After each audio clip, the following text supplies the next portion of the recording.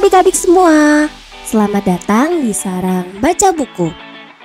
Hari ini kita akan mendengarkan cerita yang berjudul Seri Pahlawan Nasional Jenderal Sudirman, karya Wati Ideo dan Nindya Maya, yang diterbitkan oleh Buana Ilmu Populer. Yuk kita dengarkan ceritanya bersama-sama. Namaku Sudirman. Aku lahir pada tanggal 24 Januari 1916 di Purbalingga, Jawa Tengah. Aku adalah anak dari rakyat biasa. Ayahku bernama Karsit Kartawiraji. Ibuku bernama Siem. Ayahku bekerja di pabrik gula Kalibagur, Banyumas.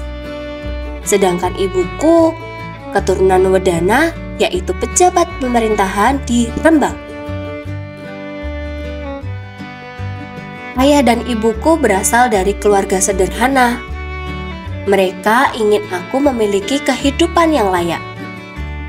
Oleh karena itu, sejak kecil aku diasuh oleh pamanku, Raden Cokro Sunaryo. Beliau adalah seorang camat di Rembang, Purbalingga.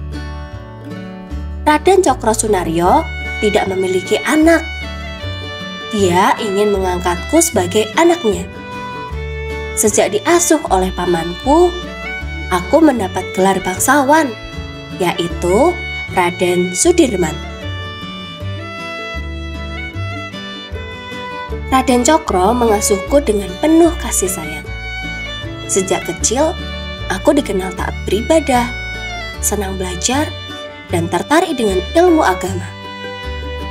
Berkat didikan Raden Cokro, aku menjadi anak yang aktif dan rajin.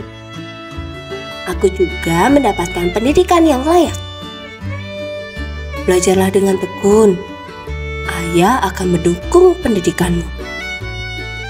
Ya, Ayah. Aku akan semangat belajar. Aku bersekolah di Hollands Inland School di Cilacap, Jawa Tengah. Kemudian, aku melanjutkan pendidikan setingkat sekolah menengah di Meer Uitgebreid Lager Onderwijs atau disingkat PULO. Setelah itu, aku pindah sekolah di Perguruan Parama Wiwowo Tomo sampai tamat pada 1935. Kemudian, aku melanjutkan sekolah guru di Muhammadiyah di Surakarta. Setelah itu, aku mengabdikan diriku menjadi guru di Cilacap. Selain mengajar, aku juga aktif berorganisasi. Aku pun ikut mendirikan sebuah organisasi yang bernama Hizbul Watan, milik organisasi Muhammadiyah. Sejak muda, aku telah memiliki jiwa kepemimpinan. Aku juga sering memberikan ceramah agama yang membuat masyarakat sekitar menghormatiku. Pada 1942, Jepang mulai menguasai tanah air. Sekolah tempatku mengajar akhirnya ditutup dan diubah menjadi pos militer. Aku merasa sedih sekali. Aku harus melakukan sesuatu. Tak tinggal diam, aku berusaha melakukan perundingan dengan Jepang untuk membuka kembali sekolah. Usaha itu membuahkan hasil. Sekolah tempatku mengajar akhirnya kembali dibuka. Aku senang sekali bisa kembali mengajar anak-anak pribumi. Kami belajar dengan perlengkapan seadanya. Walau begitu, murid-muridku tetap bersemangat untuk belajar. Hore, kita bisa sekolah lagi. Aku ingin pandai membaca. Pada masa penjajahan Jepang, kondisi ekonomi dan kesejahteraan rakyat semakin memburuk. Pada 1944, aku bergabung menjadi Tentara Pembela Tanah Air atau disebut PETA di Bogor, aku dikenal sangat aktif dan berani. Oleh karena itu, aku diangkat menjadi pemimpin pasukan atau disebut komandan. Aku berusaha menjalankan tugas dengan baik.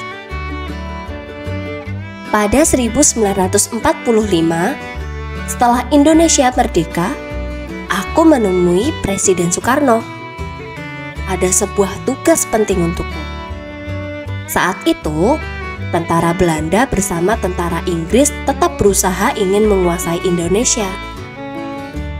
Aku mendapat tugas menyusun strategi dan memimpin pasukan untuk melawan mereka.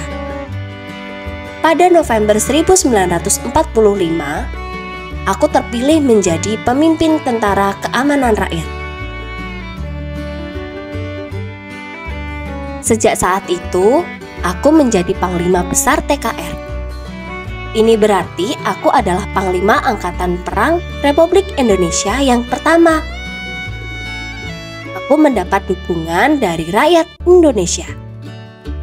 Pasukanku menjadi semakin kuat. Aku memerintahkan pasukanku untuk menyerang pasukan Inggris dan Belanda di Ambarawa. Perang ini merupakan perang pertama yang kupimpin. Peristiwa ini disebut Palagan Ambarawa. Aku akhirnya berhasil memenangkan peperangan itu. Akhirnya kita bisa mengalahkan mereka. Kita berhasil! Presiden Soekarno melihat jasaku yang begitu besar pada peperangan itu. Pada 18 Desember 1945, aku dilantik oleh Presiden Soekarno sebagai jenderal. Sejak saat itu, aku seringkali memimpin perang untuk mempertahankan kemerdekaan negara Indonesia. Tentara Belanda dan Inggris tidak tinggal diam. Mereka terus berusaha menguasai kembali Indonesia. Aku pun tidak gentar.